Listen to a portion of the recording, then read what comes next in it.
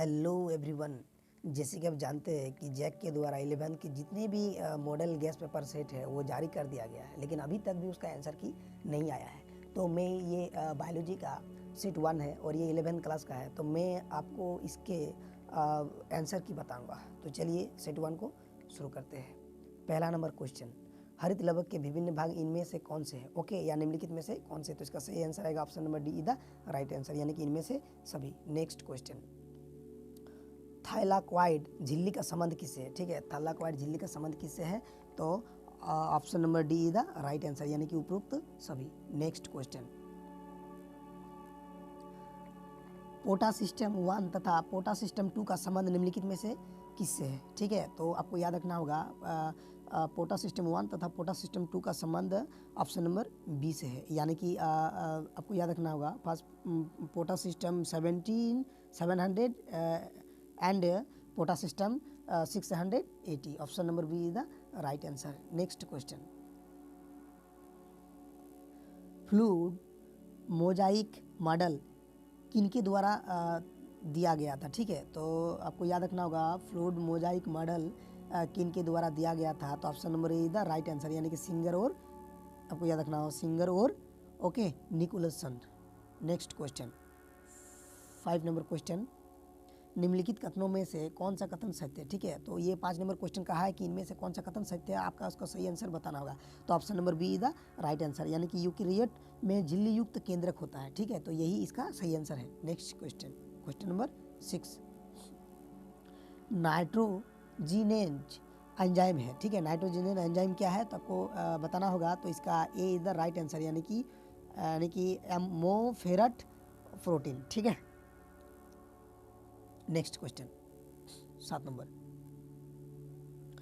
Nitrogenase enzyme निम्नलिखित में से किसके प्रति सबसे अधिक संवेदनशील है? ठीक है, संवेदनशील है, तो इसका सही आंसर है ऑप्शन नंबर ए, यानी कि नाइट्रोजन। ठीक है, यहाँ पर देख सकते हैं नाइट्रोजिनेज पूछा है, तो इसका सही आंसर नाइट्रोजन पे ही तो होगा ना। Next question, question number 8। ठीक है, एक अमोनिया, यानी कि अमोनिया का सूत्र क्या है? NH3। एक अमोनिया उत्पादन के लिए कितने ATP की जरूरत होती है? ठीक है, तो आपको याद रखना होगा 8 ATP। ठीक है, option number A the right answer. Next question, leg haemoglobin किस में पाया जाता है? ठीक है, लेग हीमोग्लोबिन किस में पाया जाता है? तो आपको याद रखना होगा option number D the right answer, यानी कि नाइट्रोजन स्थिरीकरण करने वाला जोड़ों की गांठों में। ठीक है, नेक्स्ट क्वेश्चन, क्वेश्चन नंबर 10, निम्नलिखित में से कौन सा सूक्ष्म कण नाइट्रीकरण से संबंध नहीं रखता है? ठीक है, तो आपको बताना होगा कौन सा सूक्ष्म जीव है जो नाइट्रीकरण से संबंध नहीं रखता है। तो option number D is the right answer. ठीक है, स्यूडोमोनास इसको कह सकते हैं आप। नेक्स्ट क्वेश्चन, वातावरण में मौजूद नाइट्रोजन का अमोनिया में परिवर्तन क्या कहलाता है? ठीक है, तो आपको बताना होगा वातावरण में जो मौजूद अमोनिया है, ठीक है, उसमें परिवर्तन जो होता है उसको क्या कहलाता है? ठीक है, तो option number A is the right answer, यानी कि नाइट्रोजन स्थिरीकरण। ओके, नेक्स्ट क्वेश्चन, सक्रिय रूप से गतिशील रहने वाले तत्व के अपर्याप्तता के लक्षण सर्वप्रथम किस भाग में प्रदर्शित करते हैं? तो option number A the right answer, यानी कि पुराने, ठीक है, पुराने पत्ते आप याद रखिए। नेक्स्ट क्वेश्चन, क्वेश्चन नंबर 13, निम्नलिखित में से कौन सा खनिज परागकणों के अनुकरण से संबंध है? ठीक है, तो आपको बताना होगा ये जो इसमें से कौन सा ऐसा खनिज का समूह है जो परागकण कणों के अनुकरण से संबंध रखता है? तो 13 का question number B is the right answer, यानी कि बोरान। नेक्स्ट क्वेश्चन, क्वेश्चन 14,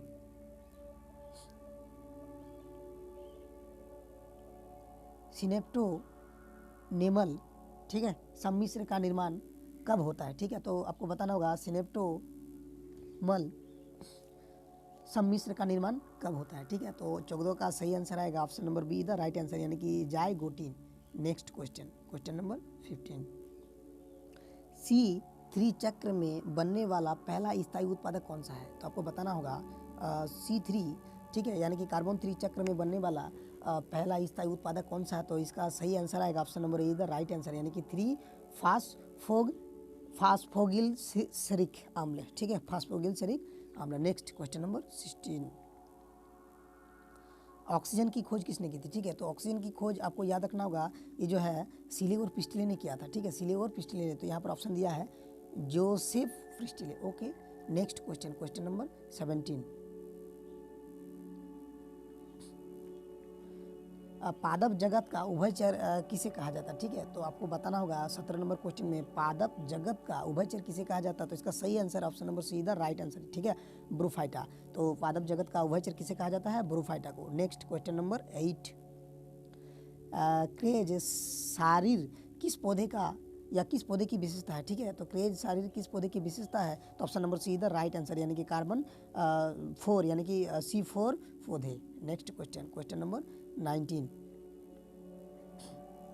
निम्न में से कौन अंडज स्तनधारी है? ठीक है, तो आपको बताना होगा इनमें से कौन सा अंडजधारी स्तन है। ठीक है, तो option number A the right answer, ठीक है, प्लेटिपस। प्लेटिपस जो है ना वो अंडज स्तनधारी है। Next question, question number 20।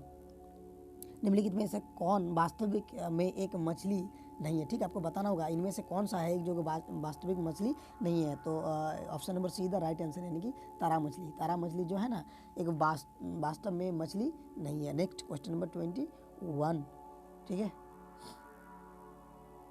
निम्नलिखित में से कौन आर्थ्रोपोडा संघ की एक प्रमुख विशेषता नहीं है? तो आपको बताना होगा इनमें से कौन सा एक है जो आर्थ्रोपोडा संघ की विशेषता में नहीं आता है। ठीक है, या संघ के या समूह के जो भी कह लीजिए।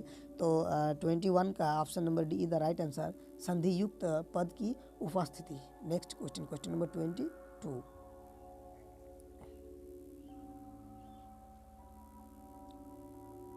ओके, यहाँ पर बताना दोहरा निषेचन निम्न में से किसकी प्रमुख विशेषता है? ठीक है, तो आपको बताना होगा ये जो दोहरा निषेचन है, ठीक है, डबल फर्टिलाइजेशन निम्नलिखित में से किसकी विशेषता है?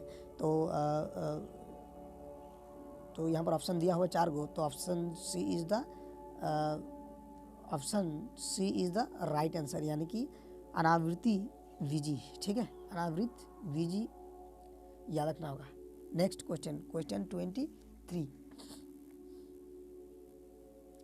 माइको राजा निम्न में से किसके सहयोगात्मक संबंध को दर्शाता है? ठीक है, तो आपको बताना होगा ये जो माइको राजा है ये कौन सा जो है ना संबंध को दर्शाता है? तो option number C the right answer, यानी कि उच्च पादपी की जड़ और कवक।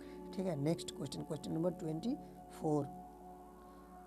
रोडोफाइसी समूह के अंतर्गत रखे गए सदस्य क्या कहलाते हैं? ठीक है, तो आपको बताना होगा जो रोडोफाइडी है इनके अंतर्गत रखे गए सदस्य को क्या कहते हैं? तो option number C the right answer, यानी कि रेड एलएच, यानी कि रेड सेवाल। Next question, question 25।